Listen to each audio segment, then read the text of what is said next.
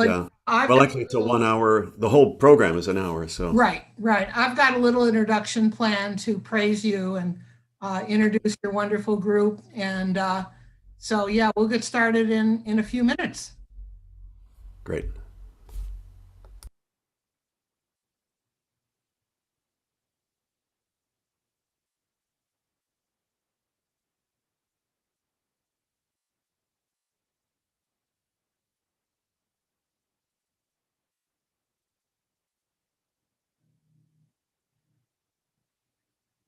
Sure. Always takes a little bit to get everybody on.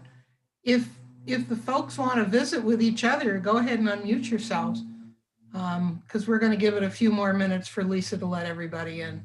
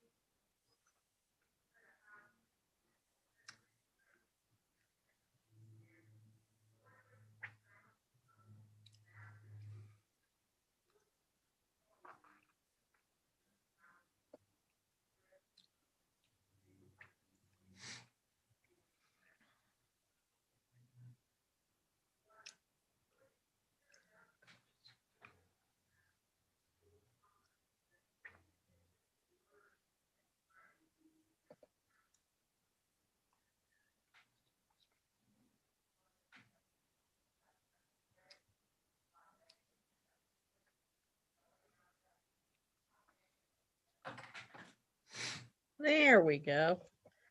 Hello. Marty, welcome.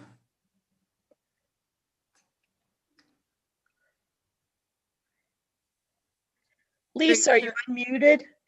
Now I am. I can't hear people. Is it me? It's you. Can you hear me? Well, we can Carol, hear you, Lisa. I can't hear people. Most everybody else is on mute. Huh. We can hear you.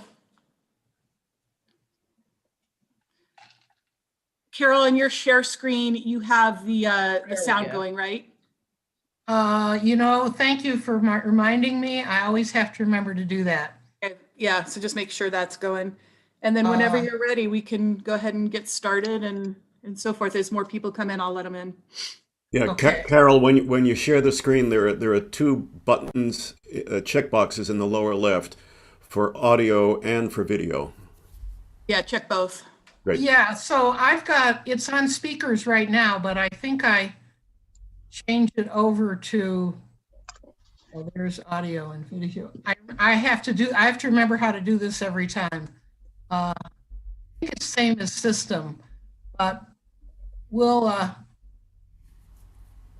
make sure it's going, and if there's any problem, you guys will let me know.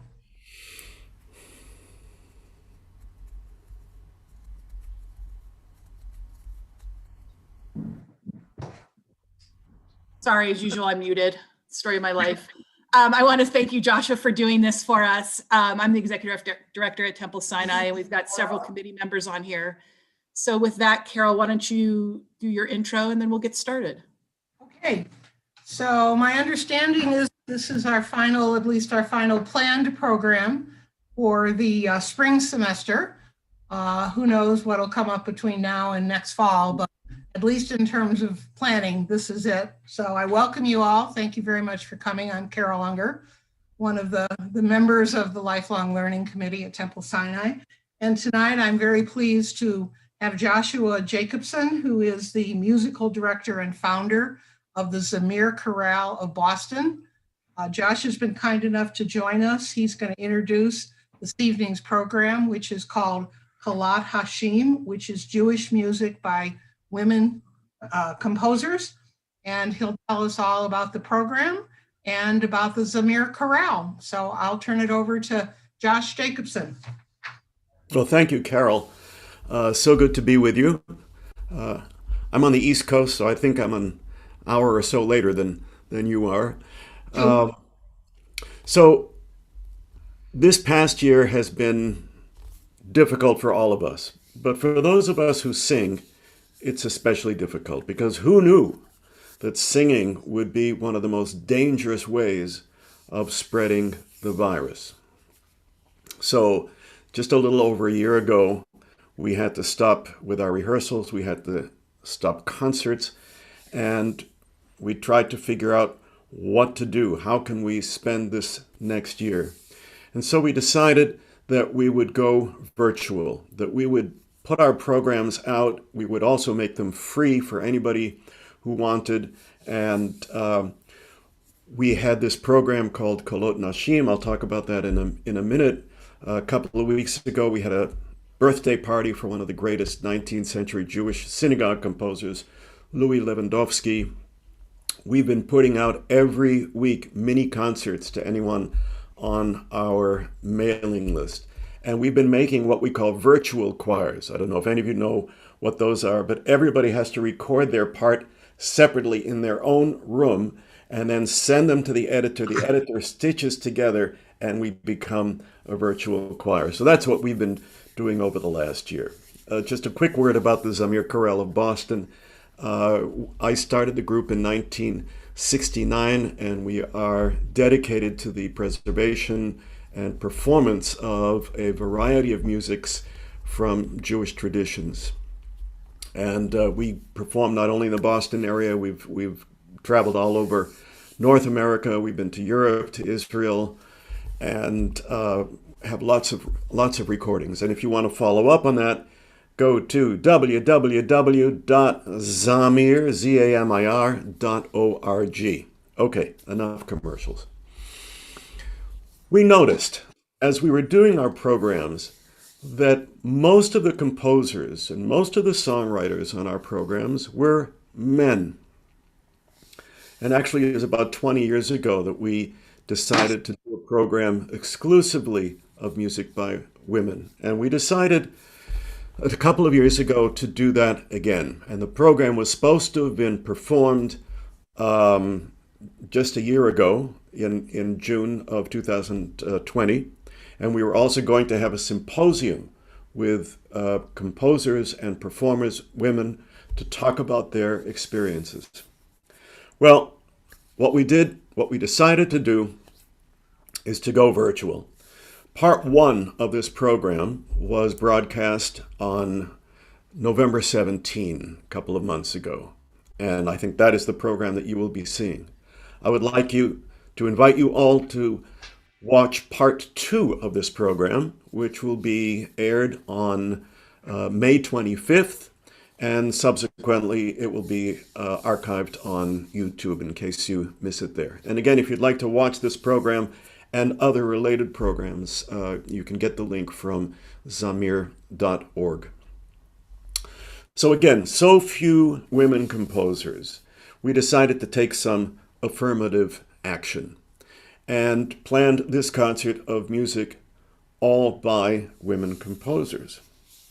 Now, I also did a lot of interviews with composers, conductors, and some scholars also working in this area. And there were two questions that I asked all of these people, in addition to personal questions and about the pieces, the specific pieces that they composed that we were performing. First of all, did you ever experience discrimination because of your gender? Was it more difficult for a woman in the music business, which tended to be an old boys network?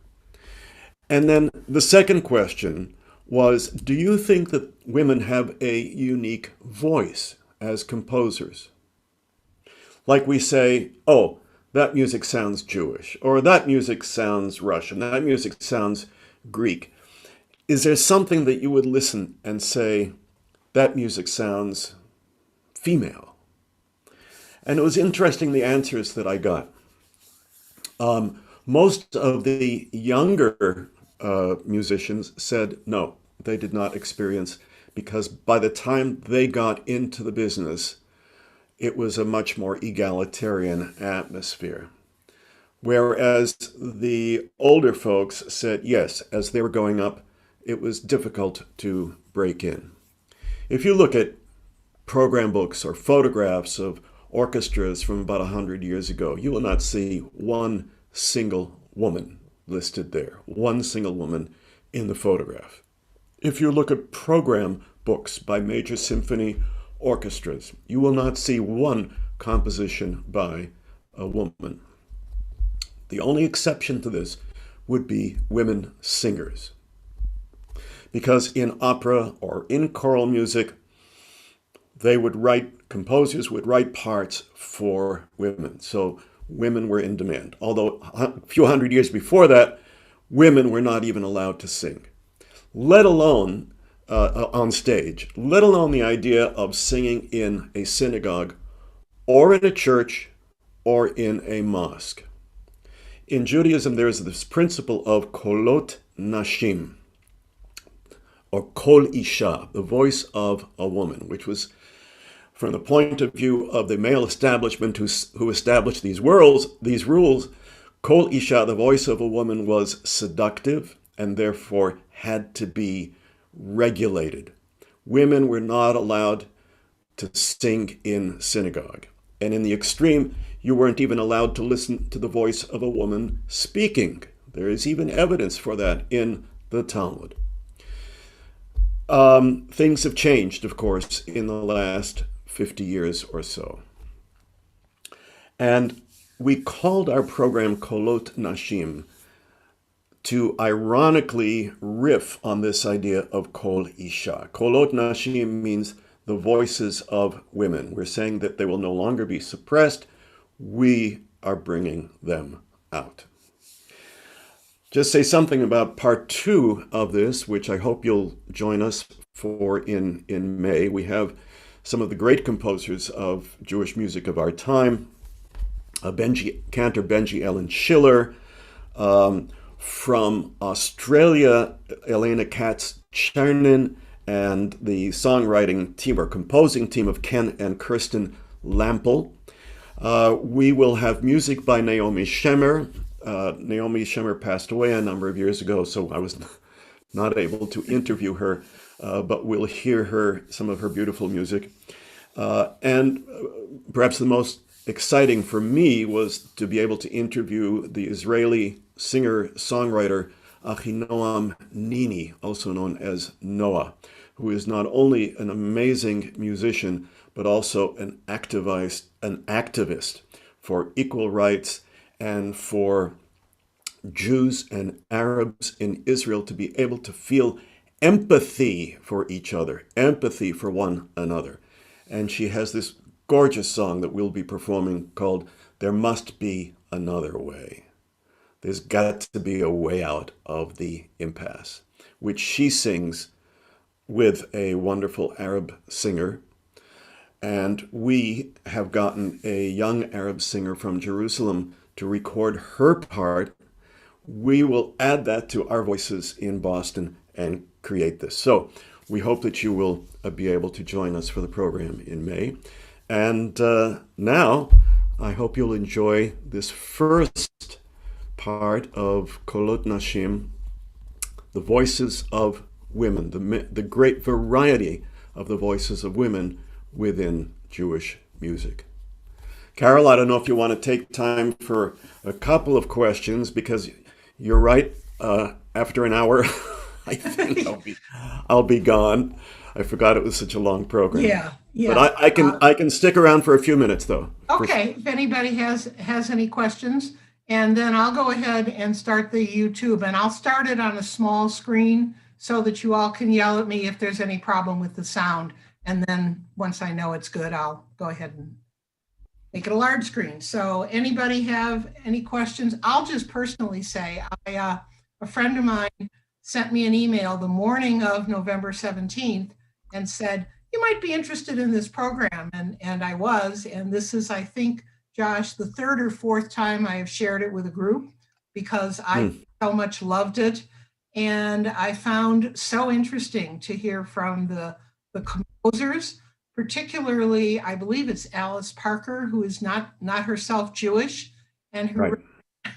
the most Jewish sounding, beautiful music that that's on the program. So I'm looking. It's a beautiful piece. I also have to point out that Meira Warshauer's piece called Place These Words, which is just the most spiritual piece. And we had to record this during the pandemic. And you'll see in the video the performers, at least the instrumentalists, wearing masks as they play. And our wonderful soprano soloist, and then eventually joined by the choir. And we mixed it with images of trees because the composer said she was inspired to write this piece while sitting under a tree. And she said, as it's so mystical, she says, it's as if the tree were singing this melody. It's just fabulous. Well, I really appreciate you joining us tonight.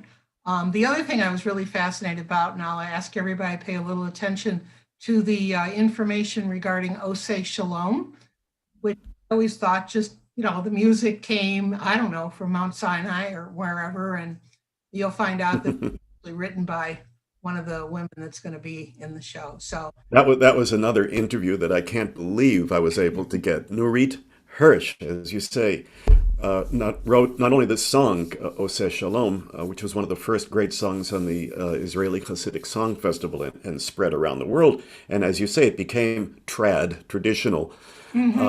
But she wrote thousands of other songs. She wrote movie soundtracks. I mean, she's one of the great women of Israeli music. And I was able to get her to spend some time with me on Zoom. Well, I think without further ado, let's go ahead. I'll share my screen and start the program. And if you have to leave, Josh, thank you so much for being here tonight. We really appreciate it. Thanks for having me, and thanks for showing the program. Okie doke. Hold on. Well, I got to find the right place. Oh, there it is. Okay.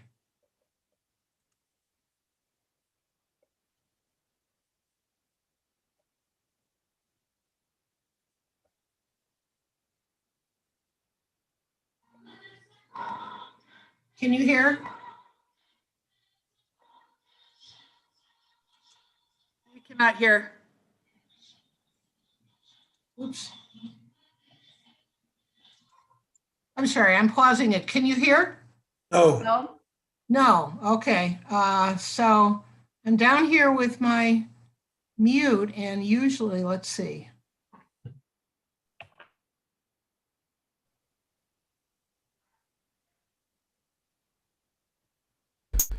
Carol, did you check those boxes when you started to share the screen?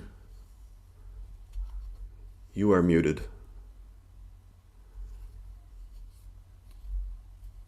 Carol, you're Okay. muted. All right, there I am. I'm unmuted. So, but the program is not showing. Is that right? Showing, but you can't hear it. I mean, you're. Oh, The sound is very bad. Why don't you okay. undo Under the audio settings, should be the same as system, right? Rather than my headphones. When you, if you would exit share screen for a minute. Okay.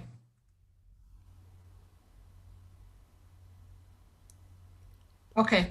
Now, when you start share screen, you should see in the bottom left-hand corner 2 checkboxes about the sound and the video.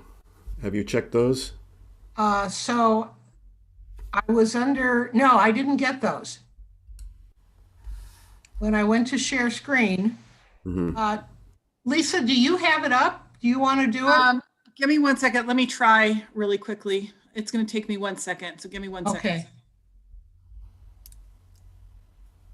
Because I thought it was just switching it from my speakers on my computer to the same as system, but apparently it's not.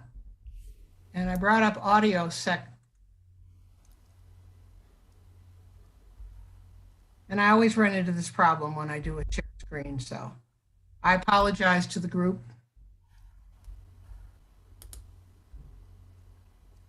One second, I'm trying. Let me see if this will work.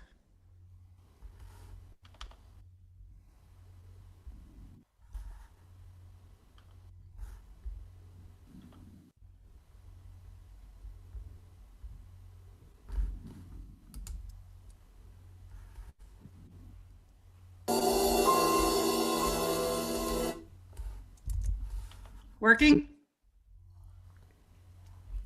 Is it working? Yeah, I could hear it. Okay, let me try again. I'm going to stop it just so I can make sure.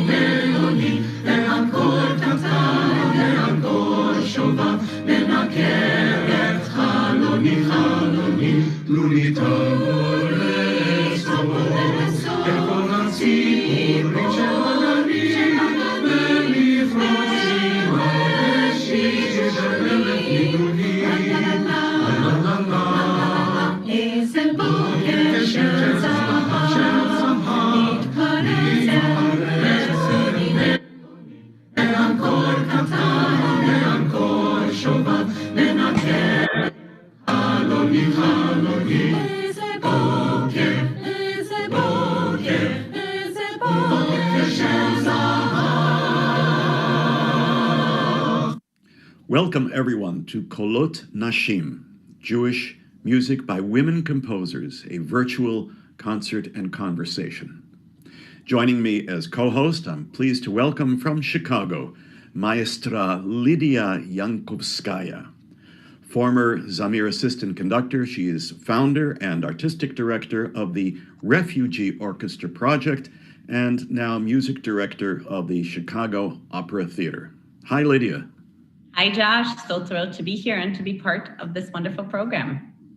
As you know, for many centuries, professional music making in the Western world has been largely limited, with women and non-white composers and performers highly uncommon at prominent mainstream institutions in Europe and America. It was nearly impossible for women composers to have their works published or heard on concert stages. For performers, here, the Boston Symphony Orchestra led the way, accepting female musicians after 1914. But it was 1966 before the New York Philharmonic brought on its first female member, and several major European orchestras did not allow women until the 80s or 90s. Likewise, in most churches, synagogues, and mosques, the voice of a woman was strictly forbidden. And until 1975, there were no women formally invested as cantors. For centuries, Kol Isha, the voice of a woman, was suppressed. Now we're presenting Kolot Nashim, the voices of many women, restoring them to their deserved position. Tonight, we are presenting part one of a series of programs exploring the roles women have played in Jewish music, a program that was postponed from last spring. The pandemic inspired us to reconfigure the program and create this virtual concert experience. Tonight, we will explore music by Nurit Hirsch, Alice Parker, Meira Warschauer, and Molly Pecan. Tonight's program is dedicated to the memory of Linda Plaut, the City of Newton's longtime Director of Cultural Affairs and founder of the Newton Festival of the Arts. Good evening, I'm Mayor Ruth Ann Fuller, and on behalf of the City of Newton, I'm grateful that the Zamir Chorale is presenting this program to share music and bring us together, especially at a time when we're so apart. This evening's program is special in so many ways. Terrific Jewish music by women composers, a wonderful commemoration of the 100th anniversary of the 19th Amendment, with a poignant tribute to the late Justice Ruth Bader Ginsburg, and a heartwarming dedication to Newton's own Linda Plaut, our beloved Director of Cultural Affairs. Thank you for dedicating this gathering to Linda, as she loved that the arts have the power, whether in person or through pixels, to bring us together and make us one. Thank you from all of us in the city of Newton. My name is Linda Cloud, and I'm the director of the Mayor's Office for Cultural Affairs. It's so nice to see so many of you. Next year, for the month of May, we're doing a huge Festival of the Arts all over Newton for the entire month of May, featuring the individuals and the organizations that really make Newton the culturally rich community that it is. We have 150 individual people on our committee, 94 separate events, 26 different locations across Newton, including 9 pianos, which have just been put out in 9 locations in each of the villages.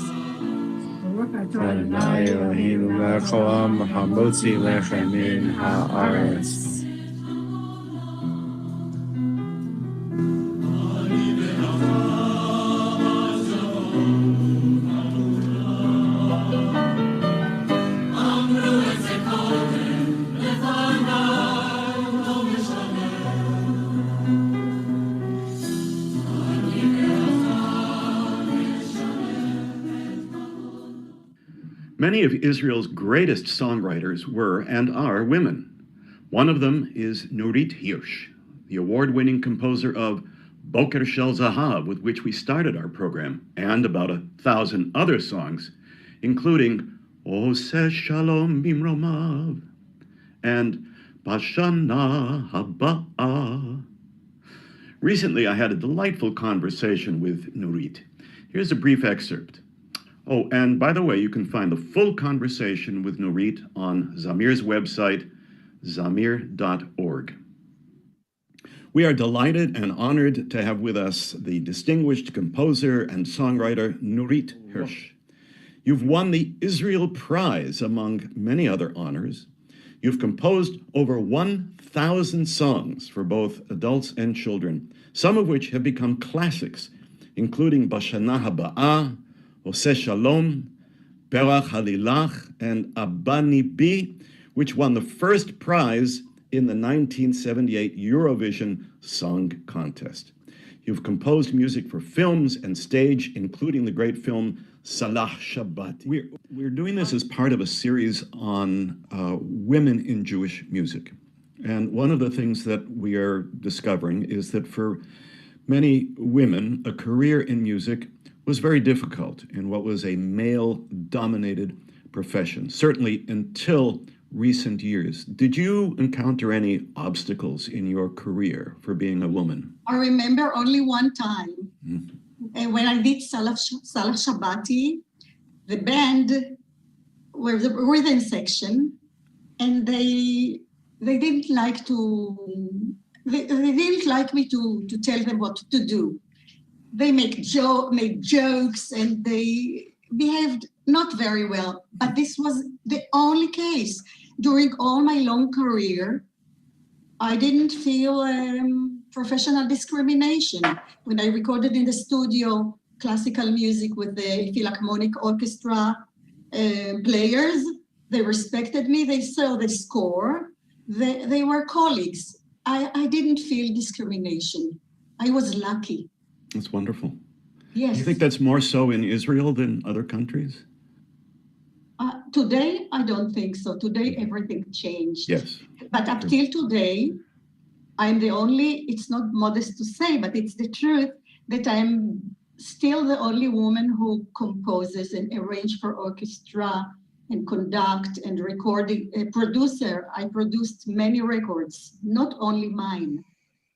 And I and another woman are the only 2 women through the long history of the Eurovision who conducted the orchestra and orchestrated the symphonic orchestra. Why? I don't have an answer. Well, you know, you alluded to the many different aspects of your career. How do you manage it? How do you juggle all these aspects of your career as a musician, both classical and popular, composing, conducting, orchestrating? I like to juggle. I get bored easily. I want to expand. I want to do everything. I love every kind of music, classical, opera, chazanut. How do you compose? I mean, how do you get started when you when you're writing a song, either on a commission or if you have your own idea, how does the muse come to you? What inspires you? Do you ever get stuck when you're trying to compose? There is no answer for this miracle. It's a secret, it's a miracle. I have no explanation how the inspiration comes from. Just an idea pops into my mind out of the blue, usually in the morning. I'm a morning person. And I write it on notes, or I record it in my little tape recorder. I don't want to forget. And then I work on it until I am happy. This is how I do it. So the piece that Zamir has performed that began this program is Boker Shel Zahav. Did Chalfi write the lyrics for you? Did you discover his poem? Did the melody come first? What happened in that case? I started to be famous and my songs were on the radio, and he came to me and he showed me the text. That's all how it happened. I liked the lyrics. He was older, much older than me, but there was something like young and childish in him, in Shimshon Chalfi. It was so young and fresh and vibrant. Immediately I composed it. And I must confess that this song has many performances. The best, honestly, the best is Zamir Boston. It's the best of the best. It's so perfect, and you conduct it perfect. That makes this interview worthwhile right now. Yes, and it's the truth. Thank you. Your song is very optimistic. Boker Shel Zahav. I am an optimistic person. I am very optimistic. Yes. So you have written many songs with lyrics from the Bible and from the Tefillot, from the prayers, Hoseh Shalom, Tzion Halo Tish'ali, Shirat Devorah, many others. Tell us, what role does Jewish tradition play in your life and in your music? It plays a main role. Since my early childhood, when I was 2 years old, I lived with my grandparents because we didn't have money to buy an apartment. So we lived together, and I heard the Chazanut and the Tfilot and Leila Seder. What you learn in your early childhood stays with you forever, for the rest of your life. I love Chazanut. We have to mention this song that you wrote, Hoseh Shalom, this song that is sung by Jews all around the world, and they think it's part of the traditional tefillot. I didn't dream it will, spread its wings. Spread its wings to the whole wide world. And a year and a half ago, I was in New York. I went to a show, Come From Away, a wonderful show, musical. It's theater and musical together, many Tony Awards. Suddenly I hear my song, 4 minutes, Hoseh Shalom Bimromav. They thought it was a folk song, old, ancient folk song. Am I so ancient? I like people to sing my songs. I don't care. I never took money for composing a song, never. So what's it been like for you in this past half a year during the pandemic? Have you been able to continue making music by yourself, with others? What's it like? Usually I perform 40 or 50 concerts a year, which is a lot. Mm-hmm. Most of the concerts are in elementary schools. I initiated a program which is called Sharim Moreshet, Singing Heritage, for studying love of Israel, heritage, democracy. Up till today, I performed in 750 schools in Israel. Wow. And about 600,000 children studied my songs. They study my songs about half a year in advance. And then I come and I host the show and I sing and tell in short stories about the songs, and the children perform. They dance, they play, they do theater. Every school, according to the inspiration of the children. I miss seeing the little children. Mm-hmm. Yeah, I miss it. So I'm going to ask you a favor. For our audience that heard us sing Boker Shel Zahav, Yes. could we hear what it sounds like when you sing it? It's not interesting in comparison to the Zamir Boston. But the authenticity of it.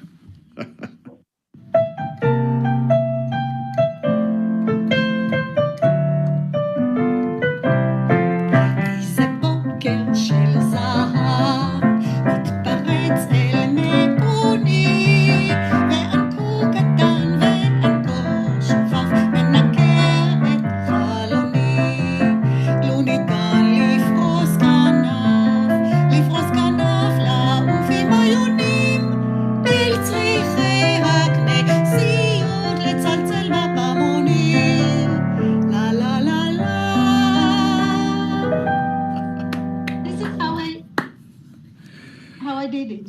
You're a wonderful pianist and a wonderful singer as well. Thank you. Thank you. Nurit, thank you so much. You have been so sweet, easy to talk to, and I'm very grateful for your Thank from you your for time all- and from- for your music. Yes, thank you from all my heart. All right. Bye-bye. So, Lydia, can you tell our viewers something about your experience in Zamir and what you're doing now in your career? Being part of Zamir Chorale was a very important and formative experience for me. I joined Zamir as the assistant conductor and also sang in the chorus straight out of undergrad as I was doing my graduate studies at Boston University. And for me, in addition to the experience I got conducting and singing in the ensemble, also were essential the regular sessions I had with Josh studying Jewish repertoire. There is so much amazing music that has been overlooked in our culture, in our society, and our music history, but that is some of the most beautiful music ever written. And I still reference this music regularly. I still think about the works that Josh and I studied, and it has inspired me to dig more deeply into all kinds of repertoire in my own work now. And what was it like going into a career that for centuries was totally male-dominated? I think the hardest part was not having any role models, any people who were like me. I felt often that I had to forge my own path because I didn't know of others who looked like me or who had a similar background to me doing what I wanted to do. Of course, I came across a few people early on who thought that women shouldn't conduct in general, but none of them could give me a good reason for these opinions, which was encouraging. But in general, I think ultimately I try now to make sure that I have an opportunity to mentor emerging conductors and composers and others who are less represented in the field. The hardest thing, I think, for anyone who is from a minority group is to get their foot in the door in the first place, to get the opportunities to be noticed, and more importantly, to gain valuable and essential skills. And so I now make sure that when possible, I give those opportunities to others. Great. And do you make an effort to program music by women composers? Absolutely. I think it's very important as a conductor or anyone in the position to program to be aware of the great work that is out there by women, by people of color, from people of all backgrounds. I think so often in our mainstream culture, we overlook some really essential works, some works that are some of the most powerful music that's out there. And as conductors, I feel that we have a responsibility to do the research, to dig deeply, to find those who have been overlooked and to bring them to light. Thanks, Lydia. And now we have a real treat. One of America's most beloved composers of vocal music is Alice Parker. We're going to be hearing Alice's composition, An American Kedusha, from Zamir's performance at an interfaith concert in 2001. In fact, the concert took place on this very date, November 17th, 2001. But first, let's meet Alice Parker.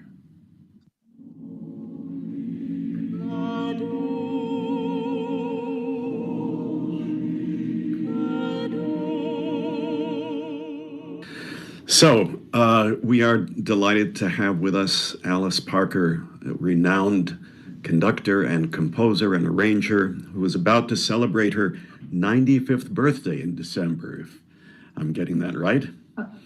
Unbelievable. You were born in Boston and attended New England Conservatory, which is also my alma mater.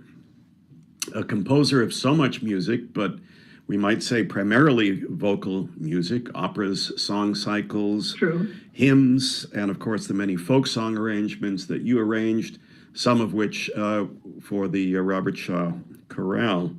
You're the founder of Melodious Accord, a wonderful educational program with its attached performing ensemble. You have received so many honors, I won't even list them here. Please don't.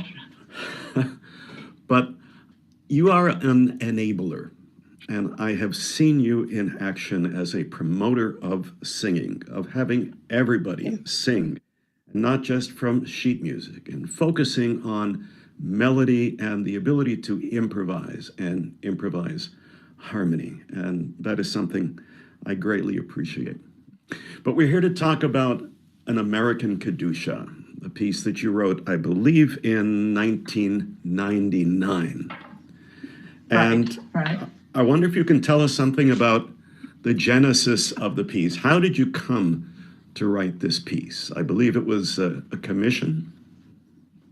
It was a commission, unlikely as it seems, from the American Guild of Organists. And they asked me to write the piece to be performed at their annual convention in 2000. And it was to be a choral piece with or without accompaniment. They did not specify that they needed organ. They did suggest a text that they wanted me to say, which was the L'Ador Vador. And I thought, well, I don't know that at all. I need to find out about that. So I accepted the commission for a kind of a 3-minute anthem. And then I called my good friend Eleanor Epstein, who sets me straight on all things Jewish, and asked her, what's this text? And she said, oh, that's not a text by itself. That belongs in the Kedusha. And I said, well, what's the Kedusha? Being totally ignorant.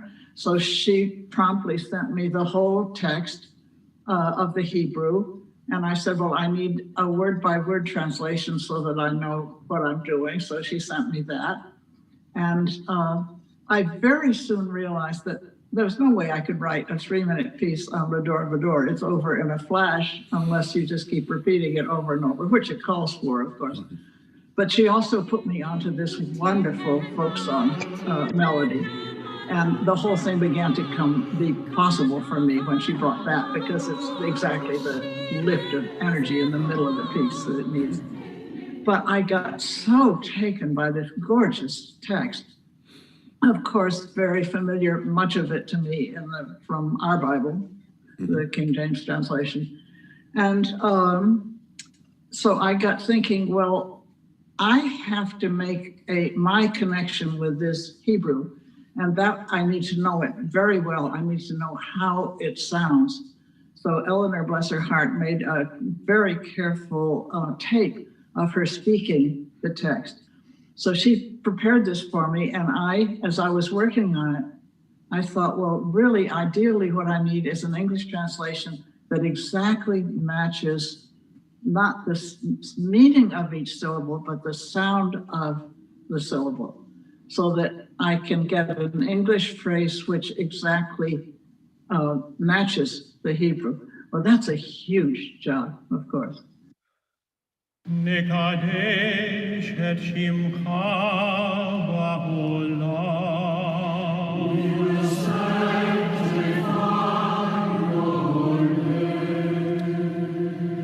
Geshem shem makdishim oto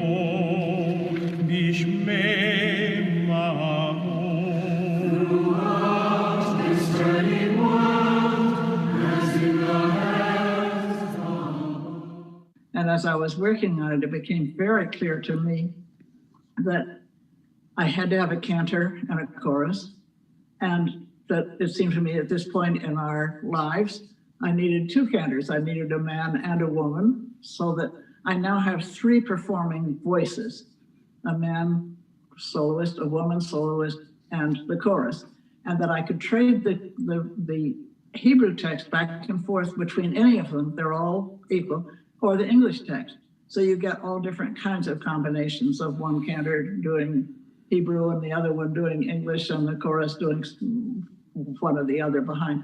All the different possible permutations of that. So your ear is constantly kind of awakened by moving from one voice to another. Another thing was the chant the chant places that come between that are just beautiful, that I tried to base those totally on the rhythms that Eleanor spoke to me, so that I was working from the Hebrew rhythms. It sounds Jewish, I have to say. Both the traditional Jewish. melody that you used and the chant. You really were able to get the essence of Jewish chant in the section at the beginning and the end of the piece. I'm so glad, yeah.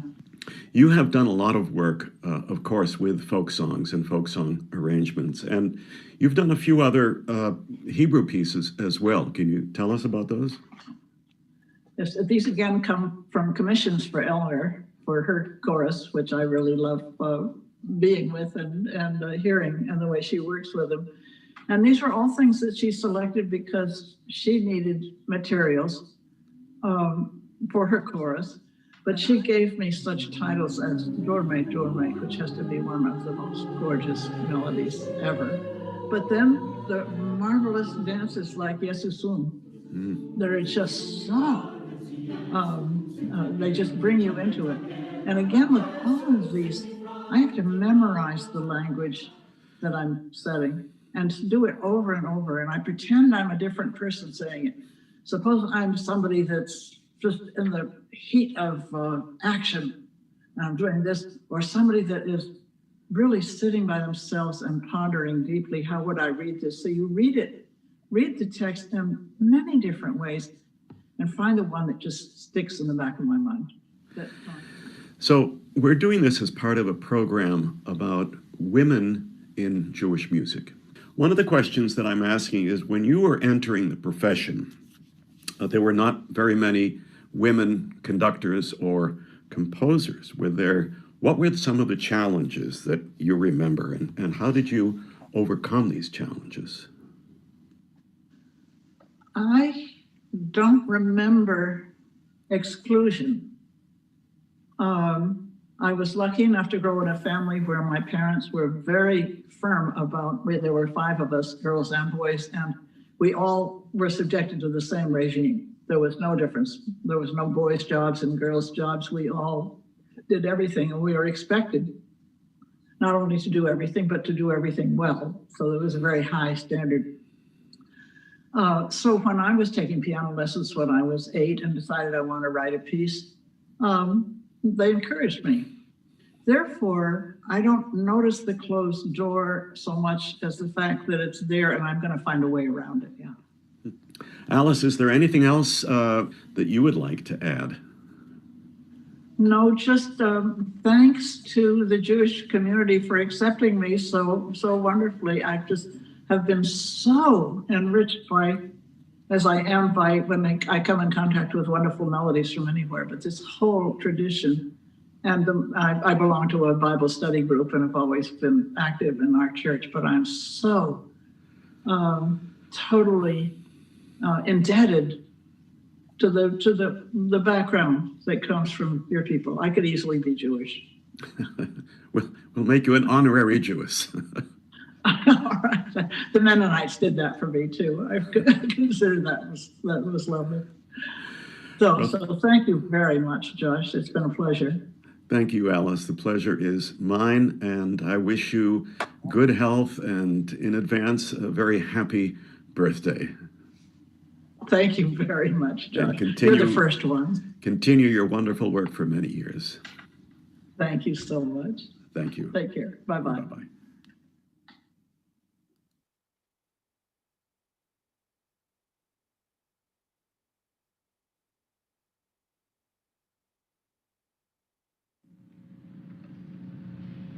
נקדש את שמך בעולם.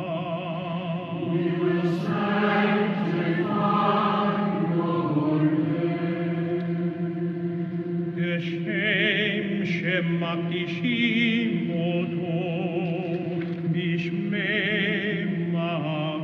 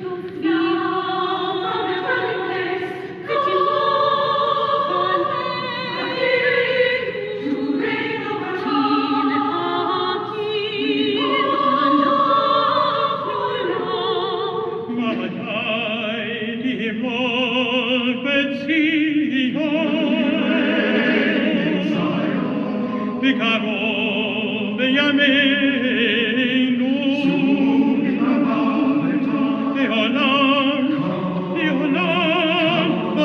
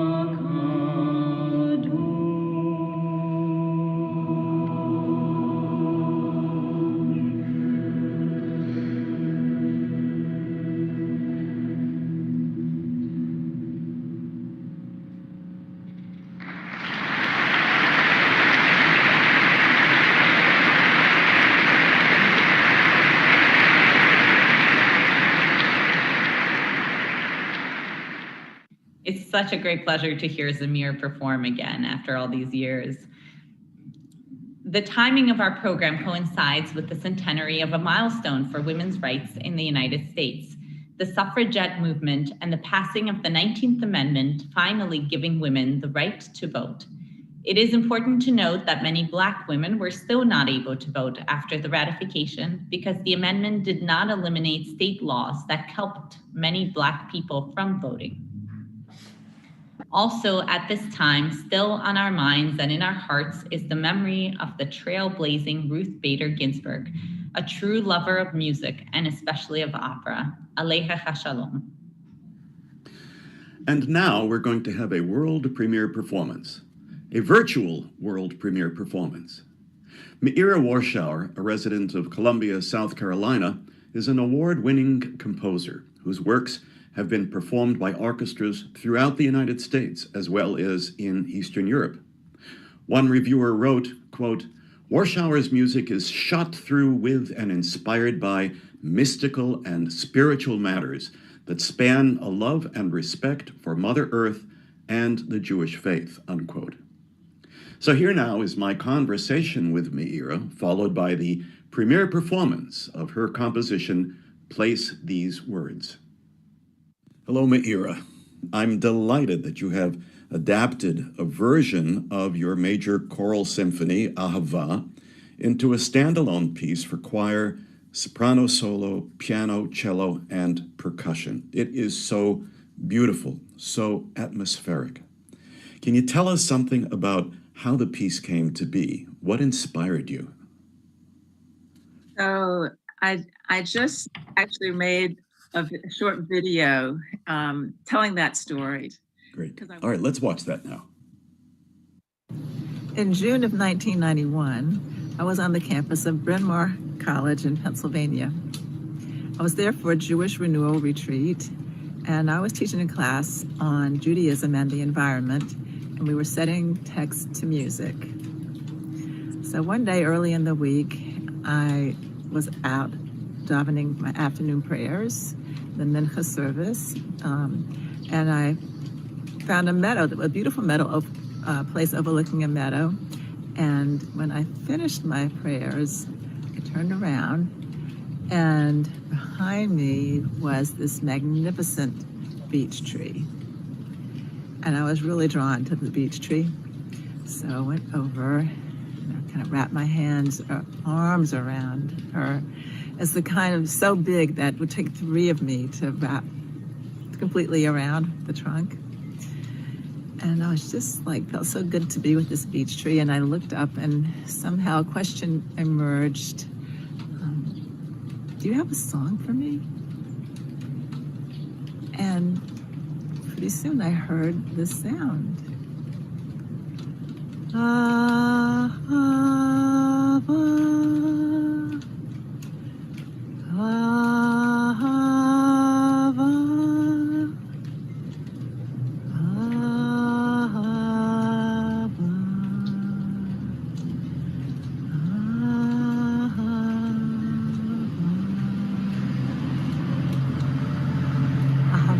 Is the Hebrew word for love. So I knew this was really special.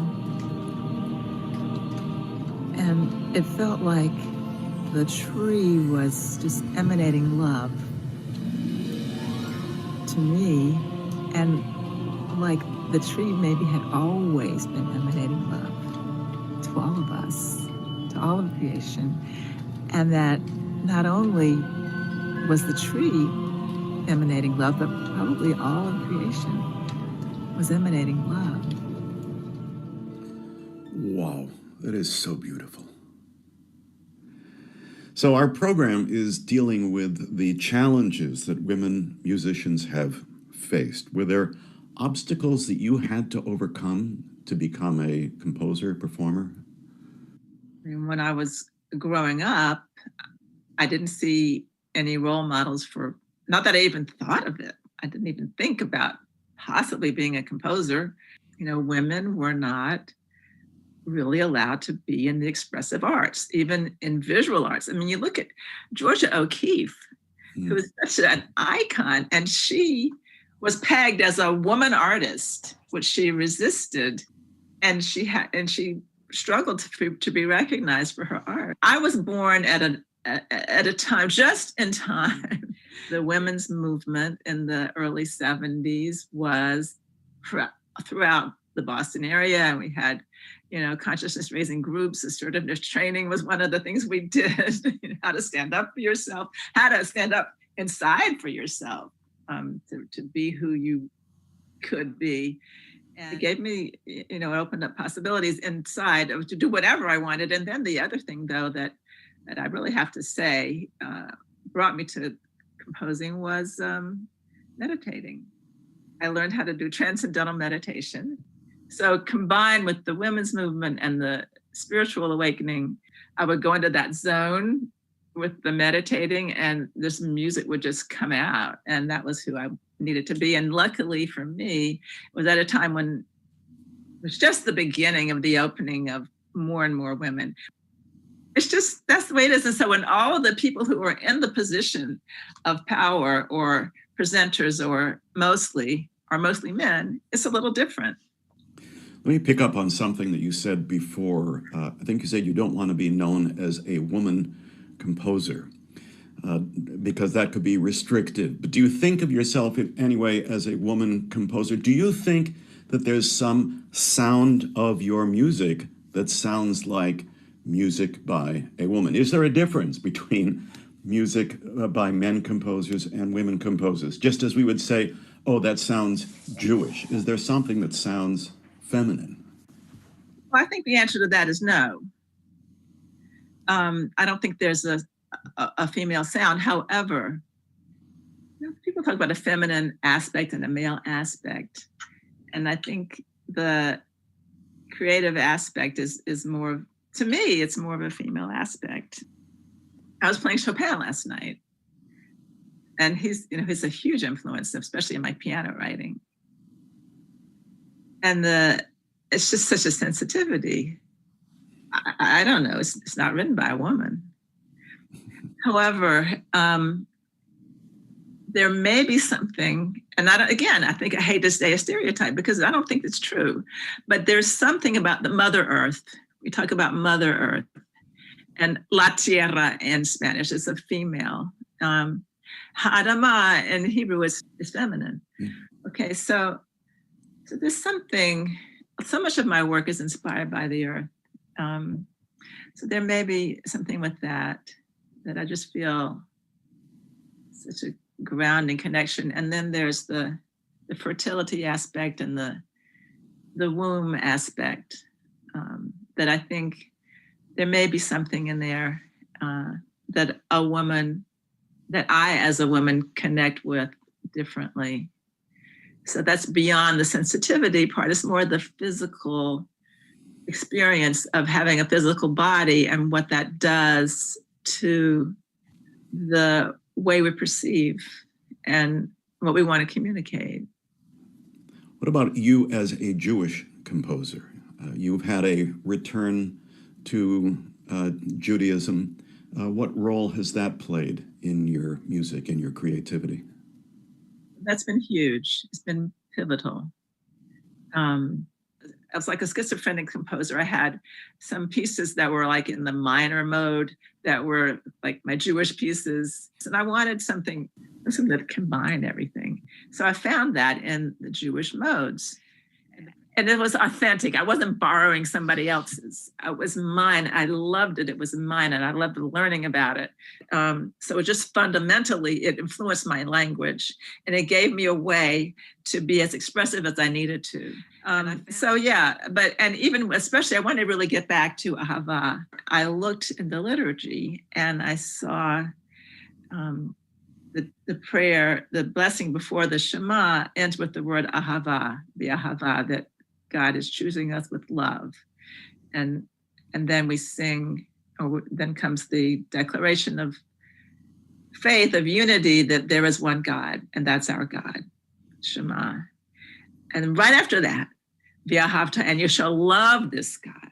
You shall love your God. And it's like your God is love. The second paragraph after the Shema, which starts with, again, with, and you shall love and teach to your children, beware lest you go astray and fall and bow to alien gods. And you lose everything. You lose who you are. You lose your land. You are banished from the earth. So don't do that. Don't go there. This is a warning, which we're living. But don't go there. Come back. Come back to this heart. Place these words upon your heart and teach them diligently unto your children. Bind them on your hand. Place them between your eyes. Speak of them at home or on the way, wherever you go, whatever door you go through. Ahava, just remember, love, just love, love, love. And this is the thing that just sends me, so that you may live, you and your children, on the land which God gave to your ancestors. For as long as the heavens are over the earth. And I just tear up because we've inherited this beautiful earth. So the reason I love going back to the Jewish tradition is there's always a hope. Because we have no other choice. If we don't have hope, we might as well not continue. And we're going to continue because we're always choosing life. That's what we're told to do. Choose life, choose life. And so with my music, I'm always thinking of that. I could go on and on about the earth. Anything else you'd like to add, Meira?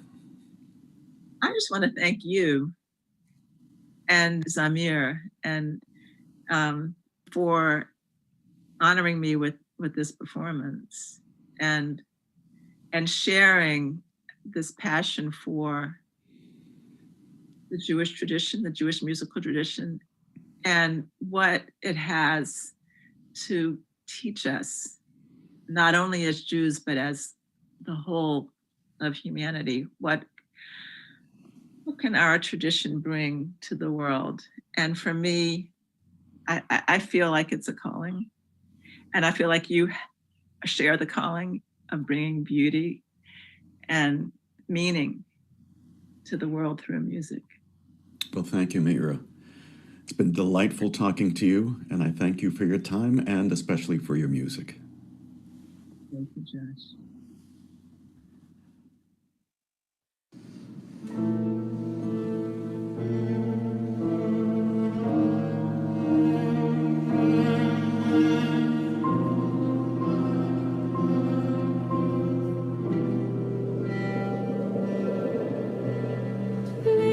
These words upon your heart.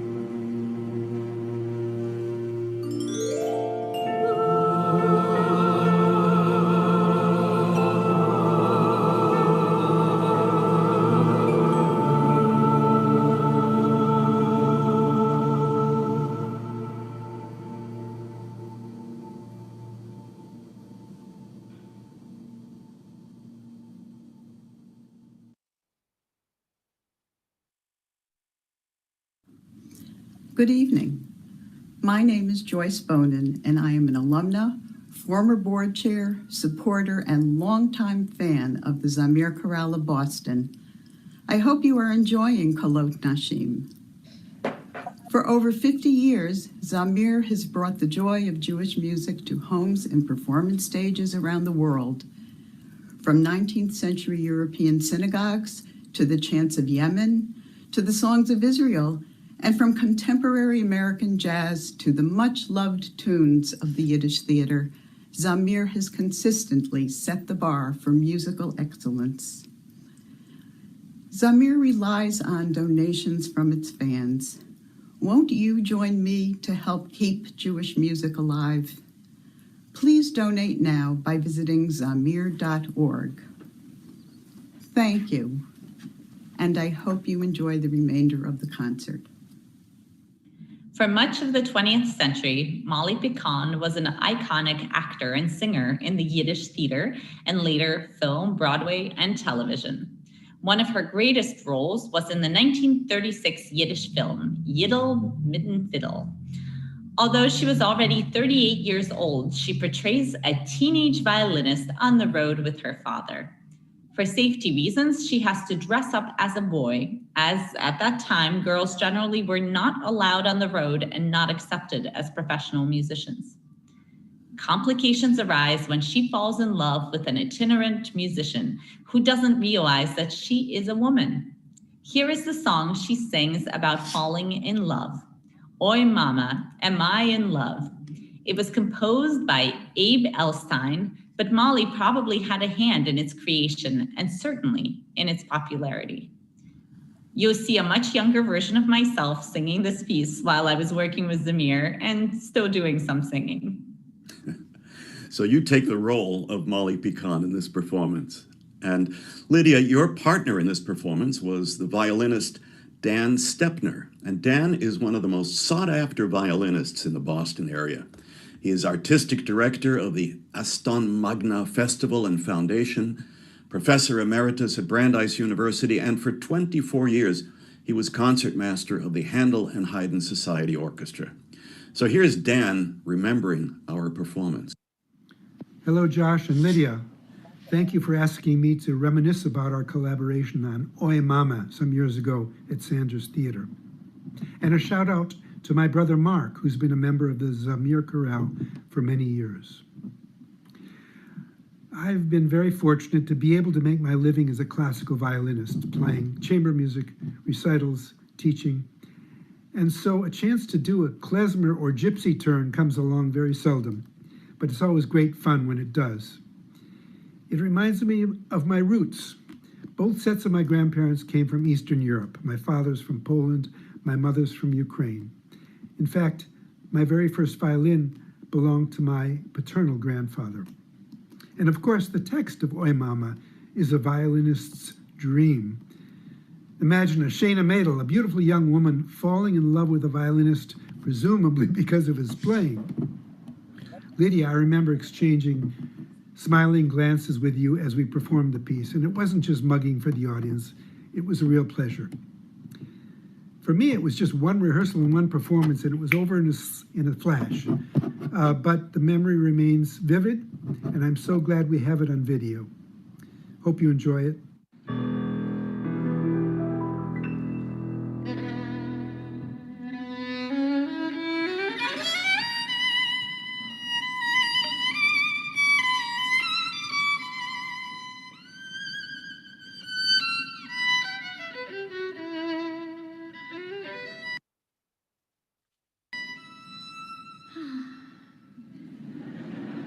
Wenn zerspielt sich auf sein Fiedel, schön hört sich jede Schliedel.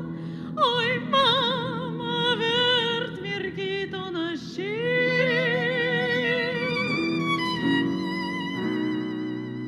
Mit seinen schönen schwarzen Augen hat dann mir zugezogen. Oi, Mama, wohin geht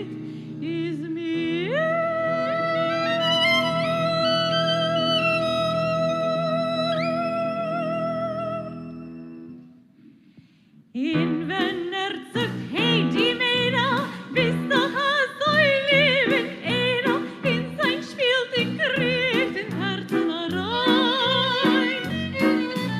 Will sich tanzen, will sich singen, und gewollt ich will zu springen, und ihm kenn ich mehr nicht ein.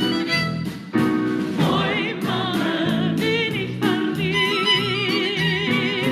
Oi, Mama, bin ich verliebt. Als Klezmer Jengel, Mama, getreue, liegt mir nur im Sinn. Ich wink, ich lach, ich wisch, ich Mama, ich kann nicht mehr, wo ich bin. Oi, Mama, bin ich verliebt. Oi, Mama, bin ich verliebt. Und die ganze Welt darin genommen, sie gedreht sie sich. Oi, oi, Mama, bin ich verliebt. Oi, Mama, am I in love? Oi, Mama, am I in love? I'm so blessed, oh, Mama, I tell you, turn my heart around. I laugh, I cry, I lost my mind, the world is upside down. Oi, Mama, bin ich verliebt. Oi, Mama, bin ich verliebt. Und die ganze Welt darin genommen, sie gedreht sie sich. Oh, oh, oh, oi, Mama, bin ich verliebt. Oi, Mama, bin ich verliebt. Oi, Mama.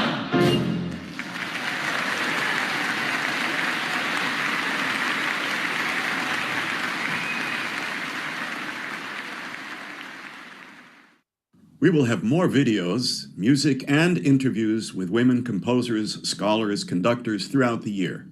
And to watch the complete interviews with the composers, please visit zamir.org. So, goodbye, and thanks for watching.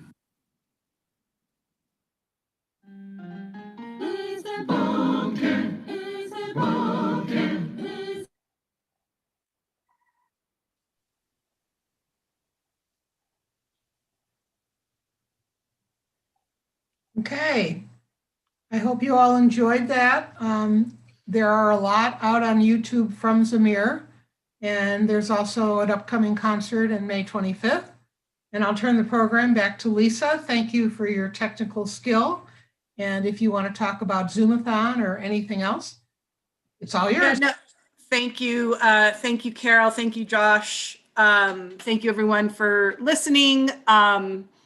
Just keep in mind or keep your eyes out. We're going to bombard you with emails for Zoomathon coming up in a couple weeks. A lot of cool stuff with the auction, and we're going to send out the schedule tomorrow of events. So a lot of new things that we're putting forth. If you're interested in sponsorship or purchasing Shabbat meals or challah, everything is on the website. So Marty, do you have anything for the group? Yeah, I want to thank everyone who attended tonight. Carol, thank you for putting this together. This is our final program for LLJL for the semester. So we will be back with you all. And if you have suggestions or ideas for programs, we're always open to hearing them. You can always run them by me or one of the members of my committee, who I would normally have raise their hands. So I want to thank my committee who's done a fantastic job this year. And thank you all for attending. Lisa, I think that's it. So you're on with Right. Thank you all. Yeah, if there's anything you need or whatever, give me a call. Good to see everyone. Thank you. Thank you, everyone.